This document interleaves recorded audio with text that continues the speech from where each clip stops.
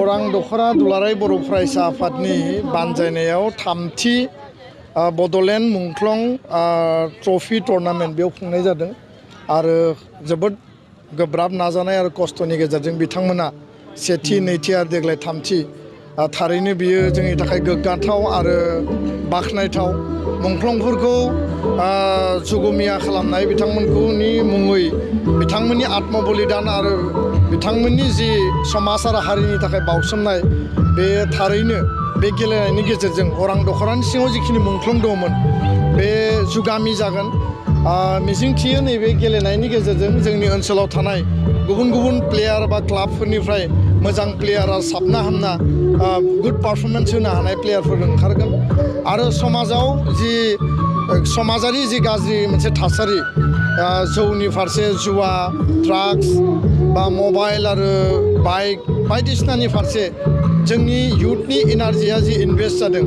आरो समाजारि हेंथा मोनसे नुजाथिदों बेयो पजिटिभ एनार्जियाव नैबे गेलेनायनि गेजेरजों बिथांमोननियाव मोनसे जांख्रिखांनाय बा जावरिखांनाय फैगोन थारैनो बड'लेण्ड ओनसोलाव बिटिआर सान्थि सुक्तिनि उनाव दिनै गोजोन गायसन जानायनि उनाव दुरान्ड काप सन्टष ट्रफी बायदिसिना जोङो गेलेनाय नुनो मोन्दों आरो इन्डियानि वमेन फुटबलनि केप्टेनानो दिनै बर' अपुर्णा नार्जारी बेयो जोंनि थाखाय गोग्गाथाव सानै बर' सेंग्राया बावैसो साफ गेम गेलेनानै बिथांमोना पारफरमेन्स दिन्थिनानै फैदों आरो दिनै इन्डियायाव एशियान गेम्सआव 100नि बारा गल्ड ब्रन्ज आरो सिलभार मेडेल देरहानो हानाया जोंनि थाखाय बियो मोनसे थुलुंगानि नेरसोन आसामाव खेल महारन खालामनो नागिरदों गामि ओनसोलाव बा रिमट ओनसोलाव बे मोनसे जावरिखांनाय लाबोगोन आरो दुलाराय बर' फरायसा आफादा गोलाव समनिफ्रायनो बे इनिसियेटिभा दङमोन दिनै सरकारा बेखौ गावनि मोनसे एक्सन पइन्ट एजेन्डा हिसाबै लाफैदों बे जोंनि थाखाय जोङो बरायो नाथाय एबसुनि जि माहारि आरो समाज दानायनि जि हाबाफारि गेरेमसा माहारि दानायनि जि हाबाफारि बे कन्टिनिउ जागोन आरो मुंख्लंफोरनि जि बेसेन गोसा जा गावखौ बावसोमनाय बेखौ अराय जुगामि खालामनो थाखाय जोङो बिथांमोननि गोसोखांथियाव बेबायदि टुर्नामेन्टखौ जों कन्टिनिउ खालामगोन बेखिनि बाथ्राखौ आं फोरमायबाय गोजोन्थों। अरां आन्चलिक दख'रा दुलाराय बर' फरायसा आफादनि बानजायनायाव थामथि बड'लेण्ड मुंख्लं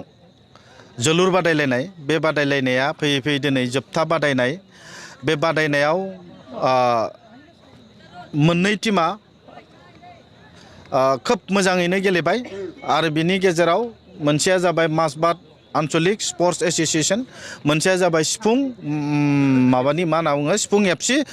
थेलामारानि बिसोर मोननैनि गेजेराव खोब मोजां मोनसे खेला जादों खोब कम्पिटिसन जादों रायजो राजाफ्रा नायनानै गोजोननाय मोन्दों किन्तु खेलायाव जों मिथिगौ मोननै टीमा देरहानो हाया मोनसेल' टीमा देरहायो बेखायनो लास्टआव सिफुं दोलोआ एफसिया 2 गरसेयाव देरहानो हाबाय आं मोननैबो टीमखौ गोजोननाय बावहरदों जाय देरहादों बिथांमोननोबो जेननाय बिथांमोननोबो आंनि कंग्रेचुलेसन जासिबाय आरो आं साबायखर जासिनो सानो जे नैबे अरां आन्चलिक दख'रा एबसुनि बानजायनायाव जा मोनसे मुंख्लंफोरखौ गोसोखांनानै जोलुर बादायलायनाय होदों बे बादायलायनायाव जोंनि ओनसोलनि नैबे अरां ओनसोलनि गोबां रायजो राजाफोर फुटबल मोजां मोनग्रा जोलुर मोजां मोनग्रा रायजो राजाफोरा दिनै दोलै नोगोरै फैनानै हेफाजाब होफैदों आरो बिनि बादैबो दख'रा एबसुनि बारग' दैदेनगिरिफोराबो फैनानै हेफाजाब आरो मदद होदों नैबे ओनसोलनि समाज सिबियारि बिथांमोनाबो फैनानै गोबां हेफाजाब होदों गतिके आसा खालामो आरो जों नुनो मोनो जे जोंनि बिटिआर ओनसोलाव गेलेनायनि जे मोनसे हारिमुवा बांनायनिफ्राय बांबोबाय थादों बेखौ जों नोजोर होनो हायो आरो जों नोजोर होदों जे बिटिआरनि मानिजाथाव प्रमद बर'नि दैदेननाय बिटिआर सरकारनि गेजेरजों फुटबलखौ जे ओरैबायदि इम्पर्टेन्स होदों दिनै जों नुबाय जे मोनफ्रोमबो गामि गामि आन्चलिक भित्तियाव जिल्ला भित्तियाव फुटबल होदों आरो बे फुटबल होनायनि गेजेरजों जोंनि ओनसोलाव थानाय गामियाव थानाय गोरों गोरों गथ'फोरखौ जोङो state level national level international लेभेलाव जों खाबु होनायनि जि मोनसे बेबस्था बे बेबस्थाखौ जों लादों आरो बिटिआर सरकारा मोनसे मोजां थांखि लादों जे 40टा समस्तियावनो 40टा मिनि स्टेडियाम बानायनानै जोंनि गामियाव थानाय गेलेगिरिफोरखौ जाहाथे मोजां मोनसे गेलेनायनि सुबिदा होयो आरो गेलेनायनि सुबिदा होनायनि गेजेरजों बिटिआर सरकारा जोंनि ओनसोलाव थानाय साफ्रोमबो गेलेगिरिफोरनो हेफाजाब आरो मदद बेखौ जों होलांनो नागिरदों। फुटबलल' नङा, नैबे ओनसोलाव थानाय